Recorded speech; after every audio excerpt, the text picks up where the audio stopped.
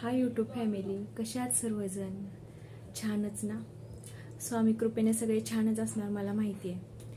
तर ना मला आज गुरुपुष्य अमृत योगावर एक मला स्वामींचा आलेला अनुभव तुम्हाला सांगायचा आहे. खूप छान अनुभव आहे. आपण भक्ती करतो स्वामींची, पण काही लोक असतात ना, ते सगळ्यांना सांगतात की आम्ही स्वामीची ही सेवा करतो, आम्ही स्वामींची ती सेवा करतो, हे पारायण करतो, ते पारायण करतो, असं करतो तसं करतो. खूप काही सांगतात की लोकांना, म्हणजे दाखवून देतात की आम्ही स्वामींची भक्ती करतो, स्वामी सेवक आहोत. पण खरं सांगू का, मी असलं काहीच करत नाही. मी कोणाला सांगत पण नाही की मी स्वामी भक्त आहे आणि स्वामींची सेवा करते. पण मनातून आहे ना, मी स्वामींचा सारखा जप करत असते. म्हणजे अगदी पहिल्यापासूनच मला सवयच आहे. कुलदेवतेचा आणि स्वामींचा जप सारखी करत असते. आणि असं संकट आल्यावरच देवाचा धावा करावा असं काही नसतंय बरं का. आपण घरी कोणतंही काम करताना मला सवयच आहे की कोणतंही, आता समजा मी चपाती बनवत असेल तर चपाती बनवता बनवता मला स्वामींचं नाव घ्यायची सवय, आपल्या कुलदैवताचं नाव घ्यायची सवय. पहाटे जेव्हा मी मुलांचे डबे वगैरे करायला उठते, कोणतंही काम करताना पहिल्यांदा म्हणजे जेव्हा काहीही करत असते ना, उठते, भाजी निवडत असते, काही करत असताना मी म्हणजे आपल्या कुलदेवतेचं आणि आपल्या स्वामींचं नामस्मरण करतेच. असं म्हणजे जाणून बुजून वेळ काढून नाही करत. आपली रेग्युलर कामं करताना, कपडे धुताना, लादी पुसताना, मार्केटमध्ये जाताना, रस्त्याने असं स्वामींचं नामस्मरण करत जाते. की असं मनात काही दुसरं नसतंच की असं करावं तसं करावं, असं किंवा ह्याने असं केलं त्याने तसं केलं, असलं मनात मी ठेवत नाही. फक्त जो जो वेळ आपल्याला स्वामींच्या नामस्मरणासाठी देता येईल ना, एवढा वेळ मी म्हणजे देते. पण मी कोणाला सांगत नाही की मी स्वामी भक्त आहे, स्वामी सेवा करते. आणि असं माळ घेऊन जप तर मी कधीच करत नाही. पण रेग्युलर कामं करताना मात्र स्वामींचा जप चालू ठेवते. आणि हे माझ्या मुलांना पण माहिती आहे आणि मुलांना पण सांगते, मी मिस्टरांना पण सांगते, बाकी कोणाला सांगत नाही. कारण काही लोक असं असतात ना की ते भक्ती करणाऱ्याला नावं ठेवतात, देवताळ वगैरे असले काहीतरी शब्द वापरून त्यांचा अपमान करतात. आणि असे लोक मी अनुभवलेत.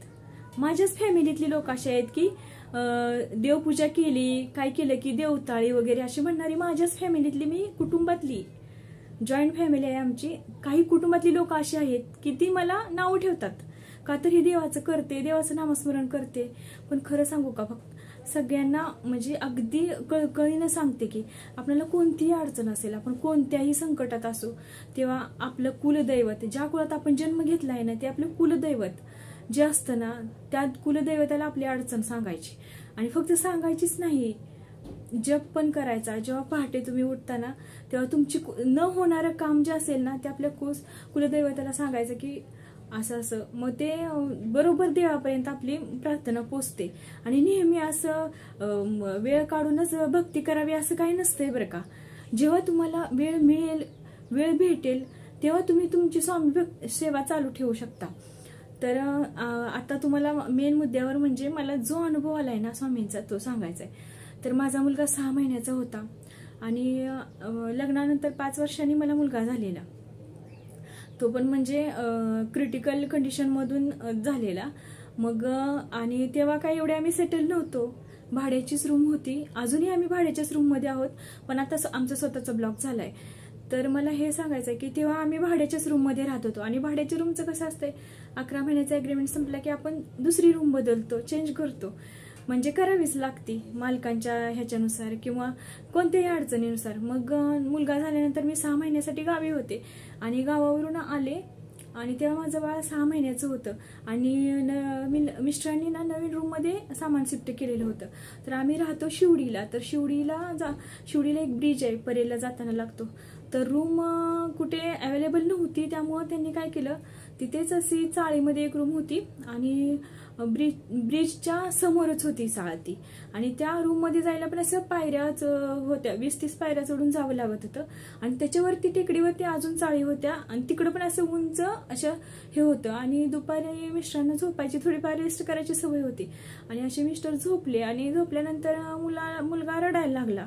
मग ते ओरडले मला. मग मला ना ओरडल्यानंतर मला पण थोडा राग आला, म्हणून मी मुलाला घेऊन ना त्या ब्रिजवरती गेले. आणि त्या ब्रिजवरती ना असं उभं राहिलं ना की अशा अशा रस्त्याला येणाऱ्या सर्व म्हणजे गाड्या वगैरे 4 चाकी 2 चाकी अशा सर्व गाड्यांना वरून दिसायच्या, बस वगैरे सगळ्या म्हणजे दिसायच्या रोडवरचं सगळं. मग ते मुलाला बघून ना थोडा वेळ तिथे थांबले, त्याला ते बरं वाटायचं पाहायला. लहान असल्यामुळं गाड्यांचा आवाज येत आहेत, गाड्या जात आहेत, धावतायत. मग नंतर असंच पण मी तिथे फक्त 4-5 दिवस म्हणजे गेलेली, नवीनच होती तिथे राहायला. मग ते तिथल्या जागेचा कसा अंदाज नव्हता आणि त्या पायऱ्यावरून मी अलीकडे आले आणि अशाच उंच पायऱ्या जात होत्या, त्यावरती पायऱ्यावरती उभं राहून दिसत नव्हतं म्हणून त्याला दाखवत होते. तर असं झालं की मी त्याने असं हे डोकं हलवल्यामुळं असं पाठी सरत त्या पायरीच्या कडेला आले. कडेला ते लोखंडी असं ग्रिल सारखं असतं ते अँगल नव्हतेच त्या पायऱ्यांना, अशा रिकाम्याच पायऱ्या होत्या, म्हणजे पकडायला काहीच नव्हतं. आणि त्या समोरच्या तिथंच म्हणजे त्या जिथं राहत होतं त्या चाळीच्या समोरच आम्ही रूमच्या अशा पायऱ्यावरती मी उभी होते. तर प्रॉब्लेम असा झाला, मुलाने असं वळून पाहिल्यामुळं काय झालं, माझा थोडासा तोल गेला आणि मी त्या 4-5 पायऱ्यावरून खाली अशी त्या रूमच्या कोपऱ्याच्या अशा भिंतीच्या कॉर्नरवर पडले. आणि ज्या हातात माझं बाळ होतं ना तोच हात त्या दिवाळाला त्या कॉर्नरला थटला आणि तो हात असा बांबूचा कसा मोडल्यानंतर आवाज येतो तसा आवाज आला, असा कडकन. आणि त्या हातावरतीच माझ्या बाळाचं डोकं होतं. पण सांगण्याचं तात्पर्य, माझा हात म्हणजे हाड पूर्ण ते क्रॅक झालं, पण माझ्या बाळाचं त्या हातातच असून माझ्या बाळाला एवढा पण धक्का लागला नाही. पण मी खूप घाबरले, कारण जो हात माझा भिंतीवर आदळलेला होता आणि क्रॅक झालेला होता, मला पूर्ण म्हणजे जाणवत होतं की आता हा हात म्हणजे पूर्ण क्रॅकच झालाय. आणि बाळ असं माझं खाली असं थोडंसं पडलं. पण सांगण्याचं तात्पर्य असं, त्या आवाजानं त्या बाजूच्या रूम मधली एक लेडीज धावत आली आणि तिने ते बाळाला उचललं. तर सांगण्याचं तात्पर्य असं की म्हणजे माझा हात क्रॅक झाला, पण माझ्या बाळाच्या डोक्याला डोकं पण त्याच हातावर असताना पण काही सुद्धा झालं नाही. मग म्हणजे असं मला वाटलं मनाला की माझ्या हाताला इतकं लागले म्हणजे त्याला पण काहीतरी डोक्याला वगैरे दुखापत झाली असेल, असं म्हणजे माझ्या मनाला वाटत राहिलं. म्हणून मी मिस्टरांना बोलले की असं याचं डोकं पण म्हणजे माझ्या हाताबरोबरच असं भिंतीला लागलंय, पण त्याला काही पण झालेलं नव्हतं. पण माझ्या हातात म्हणजे पूर्ण असं क्रॅक आलेली आणि असा लगेच हात असा पूर्ण सुजल्यानंतर मग 2-3 तास असेच घालवले. हॉस्पिटलमध्ये काही गेलो नाही, तर बाळ लहान असल्यामुळे ऍडमिट काही होता आलं नाही आणि हात सरळ कसा व्हायचा. तर मग आयुर्वेदिक एक डॉक्टर होते, त्यांच्याकडे जाऊन शिरोडकरला तिथे एक हॉस्पिटल आहे आयुर्वेदिक, तिथे जाऊन मग ते शिरोडकर हायस्कूलच्या जवळच, मग तिथे जाऊन ते हातावर उपचार घेतले, मालिश वगैरे, ते लेप वगैरे लावून हाताची ती क्रॅक झालेली जखम म्हणजे पूर्ण 4-5 लेप मध्ये ती पूर्ण कव्हर झाली जखम. परंतु मला या प्रसंगातून म्हणजे असं अनुभवलं की खरंच आपण स्वामी भक्त आहोत किंवा आपण देवाची भक्ती करतो मनातून, हे कोणाला दाखवण्याची गरज नाहीये. ते फक्त आपण ज्याच्यासाठी करतो ना, म्हणजे ज्याची करतो त्याला माहित असलं ना, प्रत्येक संकटातून तुम्ही वाचणारच. अगदी 200% वाचणार का, तर 100% वाचणार. फक्त आपला स्वभाव असा ठेवायचा की विनाकारण कधीच कोणाला त्रास द्यायचा नाही. आपण स्वतःहून कोणाचंच मन दुखवायचं नाही. दुसऱ्याने आपलं दुखवलं तरी ते आपण सहन करायचं. वेळ आली की त्यांना पण त्याची उत्तरं 100% मिळतात. पण या प्रसंगातून मला तेव्हा पूर्ण जाणवलं की देव दिसत नसला ना तरी देव अशा वेळेस ना पटकन धावून येतो आणि अशाच वेळेस आपल्याला देवाचं सगळं म्हणजे जाणवतं की खरंच देव दिसत नसला तरी देव नाही असे म्हणणारे लोक पण आहेत. पण खरं सांगू का, जेव्हा आपल्या अशा अडचणीतून आपण जेव्हा सही सलामत बाहेर येतो ना, यातच खरी देवाची प्रचिती असते. आणि मी कधी म्हणजे असं दाखवत नाही की मी स्वामी भक्त आहे. अजून पण मी कोणाला सांगत नाही की मी स्वामींचे नामस्मरण करते किंवा स्वामींची भक्ती करते. पण मनातून मी पूर्ण स्वामींना सांगते की माझ्या प्रत्येक अडचणीत स्वामी मला मदत करतात. आणि असे कितीतरी मला आलेले अनुभव आहेत. 3 ते 4 वेळा मी अगदी मरणाच्या दारातून बाहेर आले आणि ते फक्त स्वामी कृपेमुळे आणि कुलदेवतेच्या कृपेमुळे. आणि हा खूप छान असा अनुभव मला ना गुरुपुष्य अमृत योगावर तुम्हाला शेअर करायचा होता की खरंच की भक्ती आपण करतो मनातून, ती कोणाला दाखवण्याची गरज नसते किंवा कोणाला दाखवण्यासाठी आपण देवाची भक्ती करायची नसते.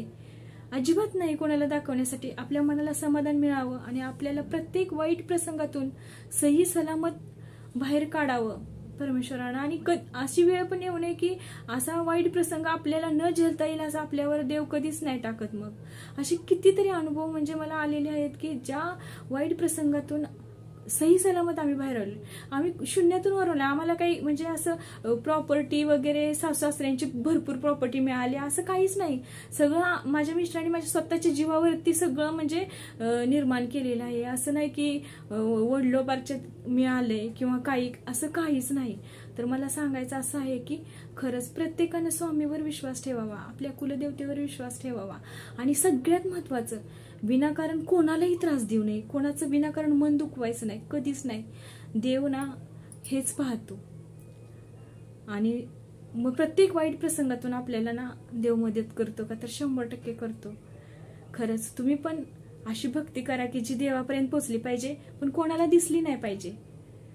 बाय.